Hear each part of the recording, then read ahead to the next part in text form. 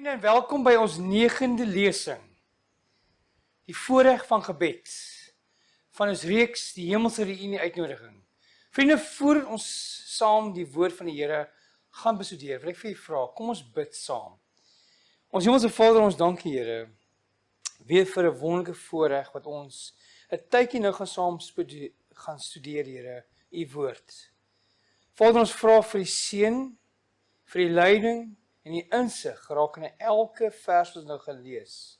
Mag ons net meer van Jesus leer in hierdie tyd van aanbidding. Amen. Die voorreg van gebed. Vriende, ons is alreeds in ons eerste lesing verwys na hierdie stelling, dat beide die natuur sowel as skriftuur getuig van God se liefde. Beide hierdie agente van God kommunikeer met ons oor hoe lief God ons het. Maar nie net alleen die natuur en skriftuur nie, maar God kommunikeer ook deur sy voorsienigheid en die Heilige Gees. Maar ons moet in gedagte hou dat gemeenskap met God in gebed is nie net 'n monoloog van een kant af nie. Maar God wil graag met ons gebed intree in 'n dialoog.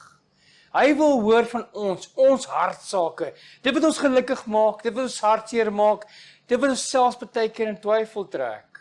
God wil daai dinge van jou weet. Soveel as wat God met jou spreek, die verskeie voorsienighede, die Heilige Gees, wil hy ook hê jy met hom praat. In ander woorde, 'n gewerklike gemeenskap met God te geniet. Soos ons titel vanaand sê, die voorreg van gebed. Kom ons op die volgende stelling. Dit sê, ons hemelse Vader wag om die volheid van sy seëning op ons uit te stort. Dit is ons voorreg om diep te drink uit die fontein van sy oneindige liefde. Die Vader wag vir ons. Hy wag vir ons om dit wat hy vir ons wil gee om uit te stort. Jy sien vriende, wanneer ons nie met mekaar praat nie, verstaan ons mekaar se behoeftes nie. As mekaar se behoeftes nie verstaan nie, hoe kan ons mekaar iets gee om te help? Of om te sê, dis goed, ek is bly vir jou. Maar wanneer ons met mekaar inligting deel, met mekaar gesels, weet ons die behoeftes, ons weet die vreugde van die ander se hart, en ons deel daarin saam. En God wil saam met sy vreugde, sy hartseer met ons deel. En daarvoor sê dit, ons hemelse Vader wag. En ek kan my indink, met soveel opwagting om jou te seën in volheid te gee. Die voorreg van gebed. Maar my vriende, wat 'n voorregte is daar vir ons, wanneer dit kom in opregte gemeenskap met God. Kom ons kyk aan die volgende. Dit sê vir ons, die versterking van ons geestelike lewe en krag te ontvang. Amen. Gebed bring God nie af na ons toe nie. Hoor hierdie mooi.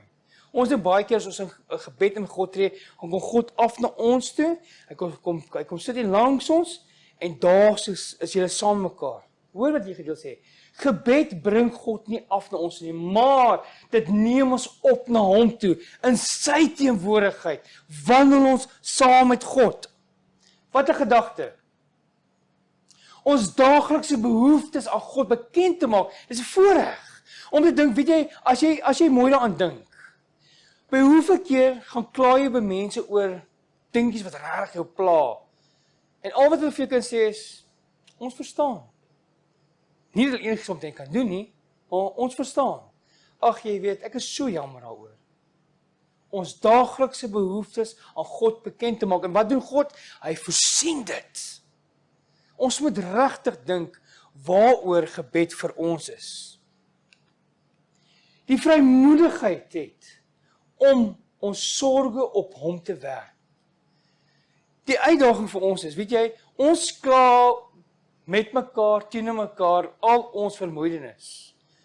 En wat gaan hulle vir jou doen? Wel, hulle kan nie jou probleme vir jou uitsorteer nie. Maar God beloof, hy gaan vir ons help daardeur. God gee ons die belofte dat hy ons deur die probleem sal dra. En God is die enigste een wat vir ons kan doen.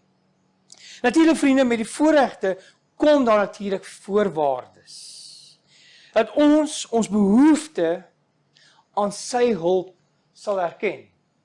En dis dit, diegene wat honger en dors is, na geregtigheid, wat verlang na God, kan verseker wees dat hulle versadig sal word. Om ons behoefte aan God te erken. Diegene wat honger en dors het, na sy geregtigheid, wat verlang na God, kan verseker wees dat hulle sal versadig word. Ek is 'n persoonlike getuie daarvan, my eie lewe daarvan. Ons harte moet oopgestel word vir die invloed van die Heilige Gees, of anders kan God se seën nie ontvang word nie. Om God se aangesig te soek. Soek eers die koninkryk van God en al sy geregtigheid, en wat sal hy doen? En dan sal hy die dinge by jou lewe voeg. Matteus 6 vers 33. Om God se aangesig te soek. Jy sien vriende, baie kere verwag ons van God af. Maar het ons werklik waar 'n verhouding met hom? Is ons op 'n plek waar ons sy kind is? Jy sien baie kere is ons so in ons eie lewe dat ons soek net God wanneer ons in die moeilikheid is. Dis nie hoe God werk nie. God kan sy kind seën. Hy wil nie net iemand seën om hom te seën om hom uit die moeilikheid te kry nie. Ek hou nogal van Jeremia 29 vers 13 wat vir ons sê: En julle sal my soek en my vind as julle na my vra met julle hele hart. Dis die belofte van Jeremia 29 vers 13. En dit laat my dink terug aan daai geloof en aanneming lees wat ons gedoen het. Glo ons dit. Maak ons hierdie belofte ons eie. Wanneer ons in gebed intree, die voorreg daarvan, en ons vertrou God, sal God ons antwoord. God, die Bybel sê hiermee sê hierso, julle sal my soek en vind. As julle wat doen? As julle my soek met julle hele hart. Matteus 6 vers 33 sê vir ons, soek eers die koninkryk van God en al sy geregtigheid, en dan sal die res bygevoeg word. Dit is 'n belofte. Maak dit joune vandag. En dan, ander voorwaarde is geloof. Dit sê vir ons, as ons volgens hierdie teksvers, wat ons gelees het, ons eie sin maak van Jeremia, as ons hierdie teksvers ons eie maak, is geloof nog 'n punt. Dit sê vir ons in Hebreërs 11 vers 6. En sonder geloof in God.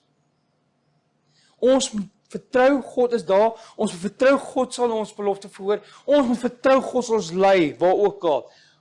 En sonder geloof is dit onmoontlik om God te behaag.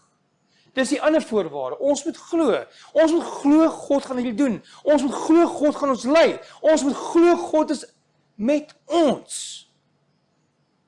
Want hy wat tot God gaan, moet glo dat hy is en 'n beloner is van die wat hom soek.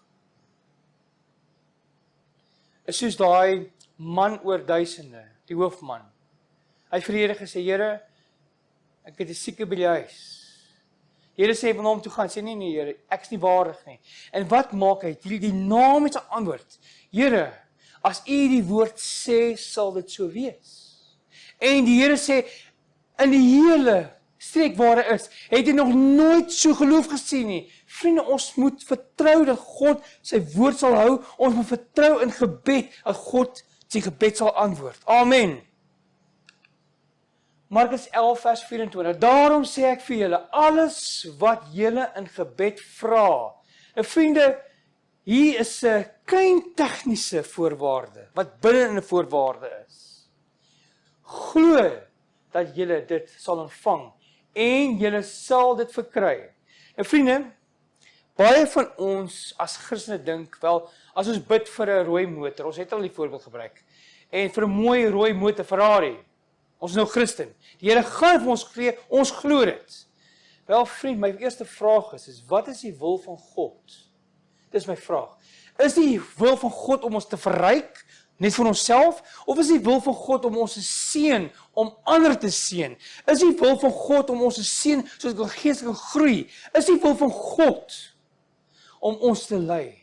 Ja, dis die wil van God. So, wanneer dit sê, daarom sê ek vir julle alles, met ander woorde, wanneer jy Christen is jou ambisie Jesus gesentreerd.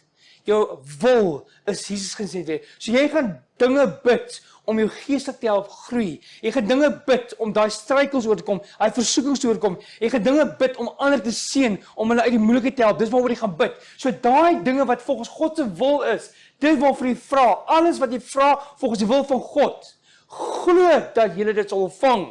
Want die Here beloof het, hy wil elke sondaar red. Hy wil daai man wat siek is, wil hy gesond maak in jou gebed. Daai man wat arm is, wil hy vir geld gee. So Here, ek bid dat iemand sy hart sal aanraak om hom te help finansiëel, want ek het nie geld nie. Die Here sê vir daai wil hy antwoord, want dit is vir die opheffing van die mens en tot glorie van sy naam. Amen.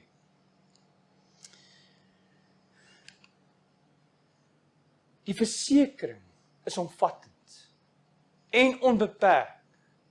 En hy wat dit beloof, is getrou. Hy wat dit beloof, is getrou aan ons. Glo jy dit?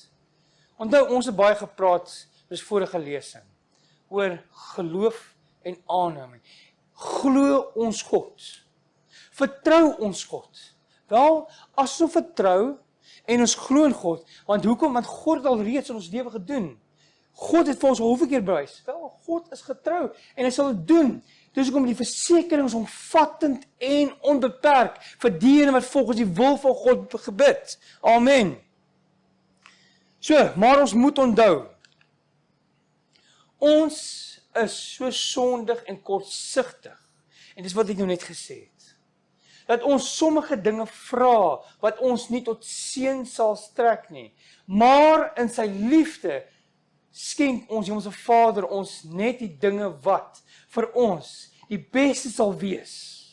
Juis, wat ons self sou begeer het, as ons sake kon sien, soos hulle werklik is. Prys die Here daarvoor, dat baie keer hy ons nie antwoord nie, want hy sien die groot prentjie wanneer ons bid. Die Here sien die groot prentjie in ons lewe. En as daai ding vir ons 'n nadeel gaan wees, gaan hy dit wegvat. Want die Here soek net die beste vir sy kind. Is soos ons kinders kan vra vir ons sekere goed, dan sê ons nee. Hoekom? Want ons het ervaring van daai geval of hy versoek. En omrede ons nie sy kind sê, hy so dik mond en opgepof en sê, papa, ek ben nie lief nie. Na 'n paar dae dan dink hy, ek sien nou, my pappa het my beskerm van iets wat ek wou gehad of waar ek wou gegaan het, maar my pappa het vooruit gesien en nou is ek liewer vir hom want ek kan hom nou vertrou. Die Here ken ons lewe van die begin tot die einde, vriende. Wanneer ons bid, moet ons bid volgens die wil van die Here. Vertrou op hom want hy ken die groot prentjie. Die derde punt is volharding in gebed, die voorwaarde van volharding in gebed. Dit sê vir ons die volgende: help ons om geestelik ook te groei, Here. Hy sê, wees oor niks besorg nie, maar laat al julle begeertes in alles deur gebed en smeeking met danksegging en gebed bekend word aan God. Volharding. Met ander woorde, hoeveel keer vertel ek vir jou vriend daagliks? Dit gaan goed. Weet jy, die Here het so goed vir my daag gedoen. Dit is 'n storie wat jy oor en oor herhaal, want dit laat jou heeltyd dink aan die Here. Wel in gebed is dieselfde. Die Here wil die heeltyd weet hoe dit met ons gaan. Die Here wil al ons begeertes die heeltyd weet. Dis nie net, het gaan nie oor die repetisie daarvan nie. Het gaan oor hoe ons onsself in die Here se hande plaas. Waar ons heeltyd wil gesels. Daar is mos 'n mooi gesegde wat sê, dit waarvan die hart vol is, dit loop die mond oor. En as ons Jesus liefhet, gaan ons elke ding met hom elke dag vertel, oor en oor en oor, want dit vorm 'n noue band met die Hemelse Vader. Dit wys daar is iets meer as net 'n verhouding. Daar is hy koppeling wat net nie kan los nie. Amen. Die einde van alles is naby. Daarom moet julle self beheers en nugter wees sodat julle kan bid.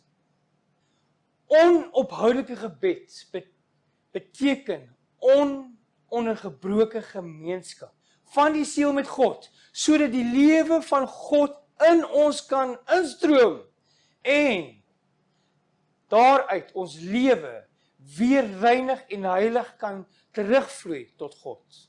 Sjoe, dit is kragtige gedagtes. Prys die Here daarvoor. So vriende, die besef van die noodsaaklikheid, die ywer van gebed, laat dit niks ons verhinder nie. Absoluut niks ons verhinder nie. Ek hou nogal van hierdie gedagte, dieselfde gedagte in Engels. There is necessity for diligence in prayer. Let nothing hinder you. Daar's 'n noodsaaklikheid daarvoor. Daarom, maak gebruik van elke geleentheid om na die gewone bidplek te gaan. En vriende, gebed beteken nie net om die hele tyd op die knie te wees nie. As jy met jou vriend bid, met jou vriend praat, in die sitkamer, in die werksplek, is jy die hele tyd in 'n spesifieke posisie om te praat? Nee. As jy straat loop, gesels julle. As jy by die werksplek sit en gesels julle. As jy in die kar is, sit en gesels jy, sonder om oor te maak. Waaroor aanhoudende ongebroke gebed gaan is, om die hele tyd in gedagte met die Here in gebed te wees. Soos jy met jou vriende is, so ook met die Here. So, maak gebruik van elke geleentheid, waar ook al jy is, hoe ook al jy is, as jy alleen is, praat met jou Skepper, maak bekend jou hartsake. Diegene wat waarlik gemeenskap met God soek, sal by die bidhuur gesien word, getrou om hulle plig te doen, en sal gretig en ernstig wees om die seëninge te ontvang. Hulle sal elke geleentheid benut om te gaan waar hulle die ligstrale van die hemel kan ontvang. Dit is onmoontlik vir die siel om vordering te maak as die gebedslewe verwaarloos word. Ek herhaal die laaste stukkie weer. Dit sê so, dit is onmoontlik vir die siel om vordering te maak as die gebedslewe verwaarloos word.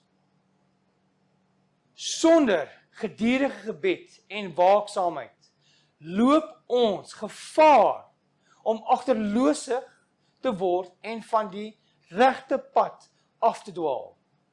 Sjoe, hier is nog 'n belangrike punt vir my vriende. Gebed. Die teestander is gedurig daarop uit om die weg tot die genade toon te versper, sodat ons nie deur vurige gebed en geloof genade en krag kan ontvang om versoeking te weerstaan nie. So gebed help.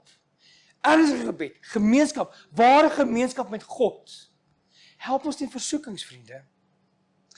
Vriende, die Bybel vertel ons in Matteus 1:23 dat Jesus het die seun van God geword, Immanuel, God met ons. En nogtans sien ons in vele teksverse waar ons gaan nou van wys, waar Jesus in gebed gegaan het.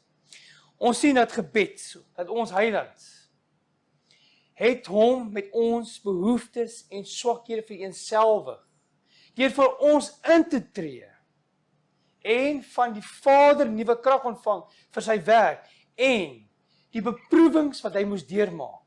En ek wil graag, vriende, hierdie 3 punte wat ek nou 'n bietjie uitbrei op. Ek wil graag gaan na die eerste ene toe, die intree, wat ons sien natuurlik in Johannes 17, wat vir ons baie mooi illustreer van Jesus se intree gebed vir sy disippels. Father, the hour has come. Give glory to your Son,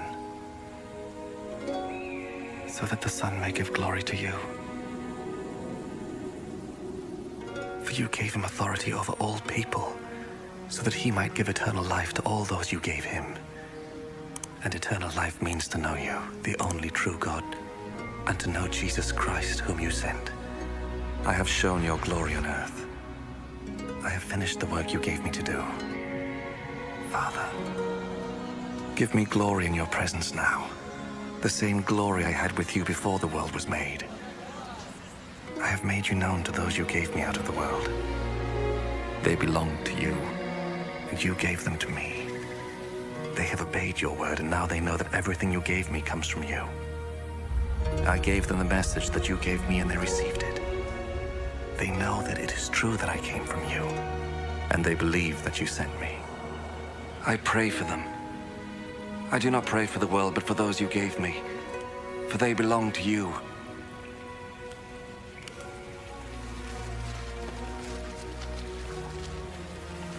All I have is yours. And all you have is mine. And my glory is shown through them. And now I am coming to you. I am no longer in the world, but they are in the world.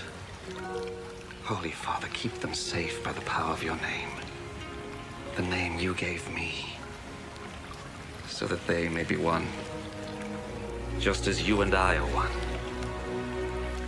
While I was with them, I kept them safe by the power of your name, the name you gave me. I protected them, and not one of them was lost, except the man who was bound to be lost, so that the scripture might come true. And now I am coming to you, and I say these things in the world, so that they might have my joy in their hearts in all its fullness. I gave them your message, and the world hated them, because they do not belong to the world, just as I do not belong to the world. But I do not ask you to take them out of the world. But I do ask you to keep them safe from the evil one. Just as I do not belong to the world, they do not belong to the world. Dedicate them to yourself by means of the truth. Your word is truth. I sent them into the world just as you sent me into the world. And for their sake, I dedicate myself to you in order that they, too, may be truly dedicated to you. I pray not only for them, but also for those who believe in me because of their message.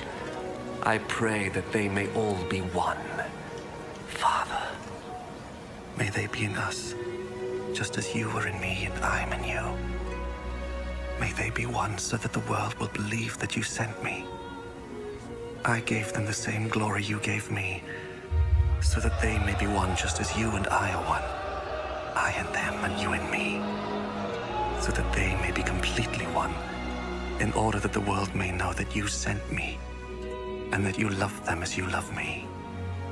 Father, you have given them to me, and I want them to be with me where I am, so that they may see my glory, the glory you gave me. For you loved me before the world was made. Righteous Father, the world does not know you, but I know you. And these know that you sent me. I made you known to them, and I will continue to do so, in order that the love you have for me may be in them. En dan die volgende punt, vriende. Die Vader nuwe krag te ontvang vir sy werk. Ons sien dat in Markus 1 vers 35 sê vir ons, dat Jesus het vroeg in die môre, nog diep in die nag, het hy opgestaan en uitgegaan, en na die eensame plek vertrek, en daar het hy gaan bid vir sy werk. Vir Jesus was dit noodsaaklik geweest. Hy het nie net in sy werk ingegaan en gehoop dinge gaan gebeur nie. Nee. Vir Jesus was dit noodsaaklik om te bid, ernstig te bid, in 'n stille gebed, 'n private gebed. Dis die Vader vra vir 'n seën en vir 'n salwing van die Heilige Gees. Lukas 6 vers 12 sê vir ons ook, en hy het in daardie dae uitgegaan, na die berg om te bid, en in die nag, in gebed tot God deurgebring. So hy het nie gebid nie, hy het in daai nag met God deurgebring. Ons derde punt, beproewings wat hy moes deurmaak. En ons lees die volgende in Matteus 26 vers 39. En hy het 'n bietjie verder gegaan. Dis die tyd van Getsemane, waar Jesus saam met sy disippels gegaan het en gesê het, luister, so bid saam met my. En nie gaan hy voor sy Vader in die tyd van angs, en hy sê, en hy het 'n bietjie verder gegaan en op sy aangesig geval en gebid en gesê, my Vader, as dit moontlik is, laat hierdie beker by my verbygaan. Nogtans, nie soos ek wil nie, maar soos u wil. So, in elke aspek van sy bediening, was gebed noodsaaklik. En hierdie voorbeelde is vir ons ook baie belangrik en noodsaaklik. Dit sê vir ons, hy is 'n broeder in ons swakhede en was in alle opsigte versoek net soos ons was. Maar sonder sonde. Hy het nie sonde gepleeg nie. Maar as die een wat ons sondeloos was, het hy 'n afkeer gehad aan die kwaad. En in 'n wêreld van sonde moes hy 'n groot sielestyd deurmaak. Dis waarom hy gebid het. Dis waarom dit vir hom so belangrik was. Sy menswording het gebed 'n noodsaaklikheid en 'n voorreg gemaak. Hy het troos en blydskap gevind in die gemeenskap met sy Vader. Is dit dieselfde vir ons? Is dit wat gebed vir ons ook beteken? As dit er nie is nie, vriende, begin. Al doen jy 'n klein gebedjie. Liewe Jesus, ek sê dankie vir my lewe. Ek sê dankie vir die liefde. Vergewe my sonde. Begin so klein en eenvoudig, vriende, en bou hom. Want dit was vir Jesus noodsaaklik en natuurlik vir sy voorreg. Dit het hom in blydskap laat vind en gemeenskap met sy Vader. En as die verlosser van die mens, die seun van God, 'n behoefte gehad het in gebed, hoeveel te meer behoort ons swakke, sondige sterwelinge hulle behoefte aan 'n vurige, aanhoudende gebed te besef. Vriende, gebed moet nie vir ons wees wat 'n vraelys aan God voorstel nie, of 'n tickbox aan God voorstel nie. Jou vriendskap met ander mense is nie op baie gebaseer nie. Okay, kom jy 'n vriend toe? Okay, wat soek ons hierso? A, B, C. Okay, dankie. Dit nie werk nie. Jou vriend gaan later vir jou sê, luister so Philip, ek wil nie meer vriend wees nie. Maar as jy weer vriend kom en jy skud hom in jou hand of jy gee hom 'n lekker drukkie en jy vind uit hoe dit gaan en jy hoor hoe sy behoeftes, sy klagtes en jy hoor die dinge wat hy geniet. Jy deel informasie, jy stel belang. Dit is ware vriendskap. Dis ware gebed. Dis ware gemeenskap met God. God wil weet en daarom het Jesus vir ons daar voorbeeld gestel en vir ons gewys. Hy het dit gedoen. Hy het sy geluk en sy vrede in gebed gekry. Hoeveel te meer vir ons, die vriende. Die volgende word gesê: wat moet die engele van die hemel dink van die arme, hulpelose mense kinders wat blootgestel is aan die versoekings en tog so min bid en so min geloof het. Terwyl die hart van God vol oneindige liefde verlange na hulle en bereid is om aan hulle te gee meer as wat hulle ooit kan bid of dink, vriende. Die hemel is gereed vir jou gebed. Ons dink die wêreld kan ons iets gee. Wag tot God begin. Wag tot God begin. Hy sal jou soveel gee, jy kan net sê, hierso, vriend, vriendin, vat, want God gee my te veel. God wil die hemel vir jou oopmaak. Hy wil die hekke van sy voorsienigheid aan jou uitstort. Hy wil dit vir jou doen. Hy wil dit vir jou gee. Hy wil alles vir jou doen. Kom ons gaan verder. Die engele skep behaag daarin om hulle voor God neer te buig. Hulle wil graag by hom wees, want hulle weet wie God is. Hulle weet wat God baie vir hulle wil doen, baie vir hulle wil gee. Hulle ken God. Hulle beskou gemeenskap met God as hulle grootste genot.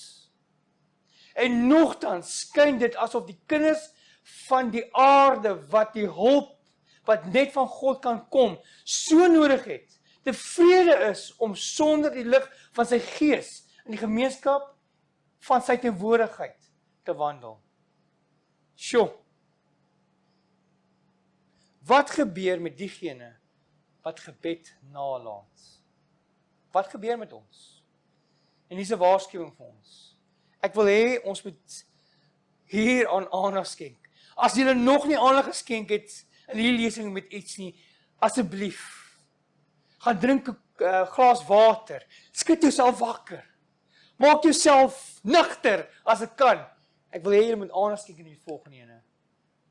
Die duisternis, onder ons gaan nou hier, ons sê nou, wat gebeur met diegene wat nie tyd saam met God en gemeenskap spandeer nie? Die duisternis van die bose bedek diegene wat nalat om te bid. Die invluistering van die vyand verlei hulle tot sonde. En dit net omdat hulle nie gebruik maak van die voorreg wat God hulle deur gebed wil skenk nie. Partykeer vra ons onsself die vraag, Here, hoekom ons geestelik so in die moeilikheid? Dan wil ek vra, gebruik jy die voorreg van gebed? Spandeer jy tyd saam met God in gebed? So vriende, laat ons na die hoogste ryk, sodat God ons 'n voorsmaak kan gee van die hemelse atmosfeer. Dis wat gebed vir ons beteken.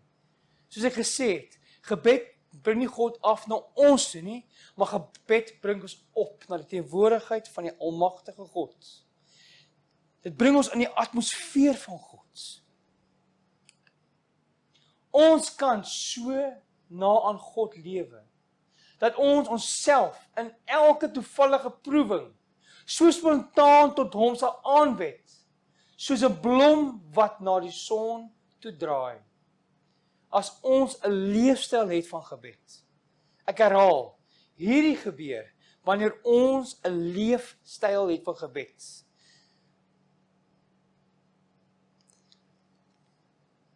Al word ons omring van 'n verderflike atmosfeer. Die duiwel kom versoek ons. Hy wil ons aandag kom afval, maar as ons 'n leefstyl van gebed het, hoef ons nie daarin deel te hê nie, maar ons kan in die reine atmosfeer van die hemel verlustig. Ons kan al die sondige verbeeldings vlugtig en ongeregtigheid verban, as ons deur opgeregte gebed in die teenwoordigheid van God vertoef, vriende. Amen. Die Here is goed vir ons. Hy gee vir ons elke gereedskapstuk. Hy gee vir ons alles. Ons moet net onsself verlustig in die Here, in die Bybel en gebed. Dis al wat ons hoef te doen, en die Here beskerm ons. Diegene wat ontvanklik is vir die seën en hulp van God, sal in die heiliger atmosfeer wandel as die van hierdie wêreld. En hulle sal gedurig in verbinding wees met die hemel. Amen. Amen. Vriende, God wil graag hoor. Hy wil jou behoeftes hoor. Hy wil jou vreugdes hoor, jou droefheid. Dit wat jou lewe stikkend maak. Hy is besorgd oor jou. Maak al hierdie dinge bekend aan hom. In jou binnekamer, daar in die private van jou kamer. En dit is interessant, vriende, die feit. Die konsep van stille gebed. Kom ons kyk na hierdie. Ons behoort by die huisaltaar te bid. En bovenal moet ons nie binnekamer gebed verwaarloos nie. Daardie wat hulle in Engels noem private prayer. Want dit is die lewe van jou siel, my siel, vriende. In die verborgenheid moet ons hart vir die ondersoekende oog van God blootstel. Ons gebede in hierdie verborgenheid as alleen vir die oor van die gebedsverhoorder God. Geen nuuskierige oor moet sulke gebed hoor nie. In die verborge is die siel vry van die invloed van die omgewing en vry van die opwindings.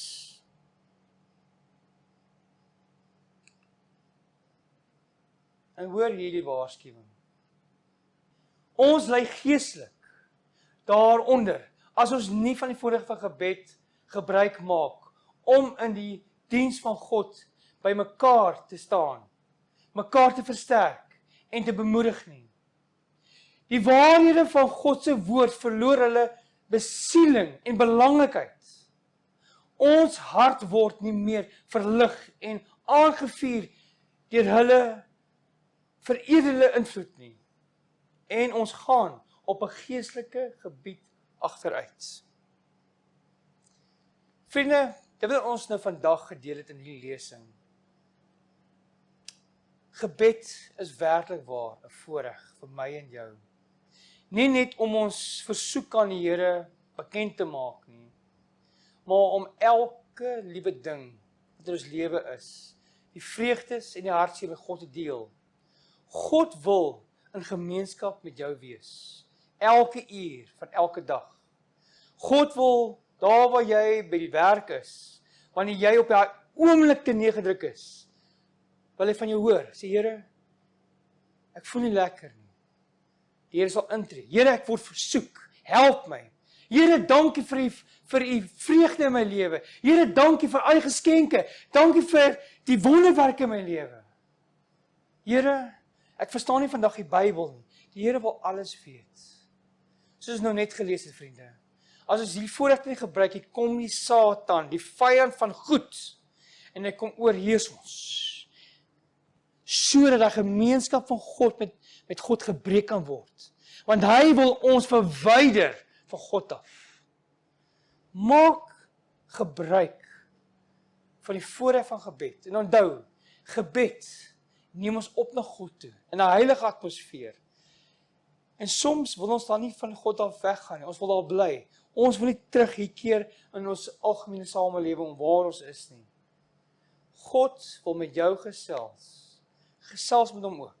Kom ons bid saam. Ons Hemelse Vader, ons dankie vir hierdie voorreg dat ons nou kan geniet, Here, om die dialoog wat ons saam met U kan geniet, te kon gepraat oor, Here. Mag ons verstaan dat hierdie nie net 'n monoloog is nie, Here, maar U wil graag alles van ons weet, Here. U wil nie net 'n vraagstuk hê nie, U wil nie net 'n tickbox hê nie, Here. U wil met my gesels, U wil met my hart gesels en U wil van my al weet. U wil weet wat my gelukkig maak. En U wil vir ons deur gebed wys wat 'n groot liefde U vir ons het. U wil met ons gesels soos twee vriende met mekaar gesels. Here, dankie vir hierdie geleentheid wat ons oor die voorreg van gebed kon gesels het. Lei ons, seën ons deur hierdie uur, Here, waar U met ons was, Here. Dankie dat U vir ons 'n vriend wil wees.